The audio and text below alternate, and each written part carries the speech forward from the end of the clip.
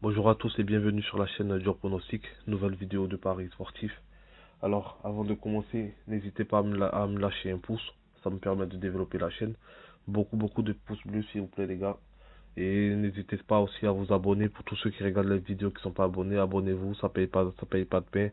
Et ça me permet de me donner de la force et de continuer les vidéos. Alors, on va pas tarder, on va rentrer directement dans le vif du sujet. C'est la cinquième journée de la Ligue des Champions. Alors, on a 8 matchs demain mardi 23 novembre au programme. On va commencer par le premier match. Alors, c'est le match entre le Dynamo Kiev et le Bayern de Munich.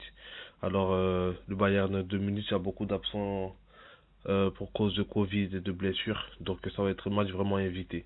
Match de 18h45, ça sent jamais bon en général. Donc à éviter. Après, si vous voulez mon avis sur ce match-là, je vois bien le plus de 1,5 but dans le match. Le deuxième match, encore un match de 18h. Donc 19h plutôt. Donc encore un match serré entre les deux premiers de la poule, à savoir Villarreal et Manchester United. C'est un match vraiment serré. Je vois bien un buteur CR7. Voilà, on sait tous que c'est un grand buteur et en Ligue des Champions, il a toujours prouvé, il a toujours assumé. Donc ici, un but de Ronaldo. Le match de Barcelone et de Benfica, c'est un match pour moi, ce serait un match ouvert. Le Benfica qui est capable de marquer un but au Barcelone, largement, vu la défense du Barcelone et aussi les absents. Donc ici, les deux équipes marquent. Pourquoi pas avec le nouveau coach Xavi, pourquoi pas un but du FC Barcelone. Donc les deux équipes marquent. Et ou à choisir pour moi en plus sécurisé, c'est un but de Benfica. Le match entre Chelsea et la Juventus, c'est un gros match, c'est un match à éviter. Je pense qu'ici c'est un match très serré avec pas trop de buts. Donc ici Chelsea a quand même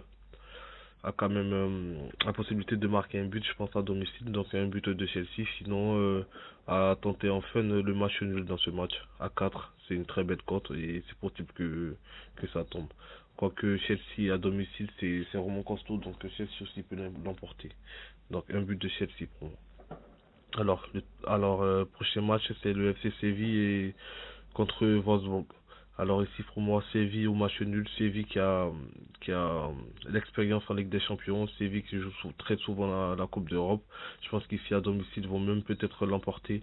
Et face à une équipe de Wolfsburg qui se réveille, mais je sais pas si ce sera assez. Donc ici Séville au match nul. Un match aussi très tendu entre Lille et le Salzbourg. On sait que Salzbourg, c'est une équipe qui joue beaucoup de l'avance, une équipe qui joue tout pour l'attaque. Donc ici, certainement un but de Salzbourg. Lille à domicile, ça devrait essayer de répondre. On l'a vu dernièrement sur le dernier match de Ligue 1 contre Monaco. Une équipe qui va pas au bout, Une équipe qui peut marquer des buts, mais je sais pas si c'est une cause de déconcentration mais voilà. Pour moi ici, dans ce match, les deux équipes marquent. Le match entre Malmo et le Zénith. Alors, plus de 1,5 but du Zénith, c'est fort possible. Mais attention, je pense que Malmo qui est la pire équipe de cette campagne de Ligue des Champions, va vouloir quand même, devant son public, marquer un but, au moins pour sauver l'honneur. Donc ici, dans un premier temps, plus de 1,5 but dans le match, c'est grave possible.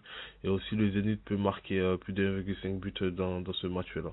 Donc ici, logiquement, le Zénith devrait l'emporter, mais attention, c'est un match à l'extérieur, donc tout peut arriver.